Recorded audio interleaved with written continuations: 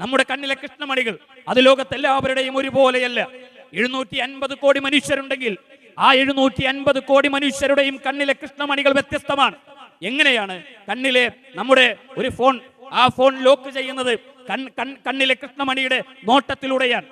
എന്റെ ഫോൺ അങ്ങനെ ലോക്ക് ചെയ്താൽ ആ ഫോൺ തുറക്കാൻ എന്റെ ബാപ്പക്ക് കഴിയില്ല, എന്റെ ഉമ്മക്ക് കഴിയില്ല, എന്റെ മക്കൾക്ക് കഴിയില്ല. എന്തുകൊണ്ടാണ്? എന്റെ കണ്ണിലെ കൃഷ്ണമണി പോലെയല്ല എന്റെ ബാപ്പയുടെ കണ്ണിലെ കൃഷ്ണമണി എന്ന് പറയുന്നത്. അത് 700 കോടി മനുഷ്യരുടെയും വ്യത്യസ്തമാണ്. 700 കോടി മനുഷ്യരുടെയും കണ്ണിലെ കൃഷ്ണമണികളെ വ്യത്യസ്തമാക്കി സംവിധാനിച്ചവൻ ആരാണ്? ആ റബ്ബിനെയാണ്, ആ സിട്ടാവിനെയാണ്, ആ ദൈവത്തെയാണ് മനുഷ്യരാരാധിക്കേണ്ടത്.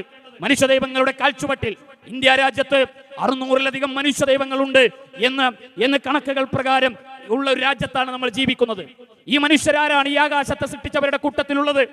ഈ മനുഷ്യരാരെങ്കിലും ഈ ഭൂമിയെ സൃഷ്ടിച്ചവരുടെ കൂട്ടത്തിലുണ്ടോ? ഈ ആരാധിക്കപ്പെട്ടുകൊണ്ടിരിക്കുന്ന മനുഷ്യ ദൈവങ്ങൾ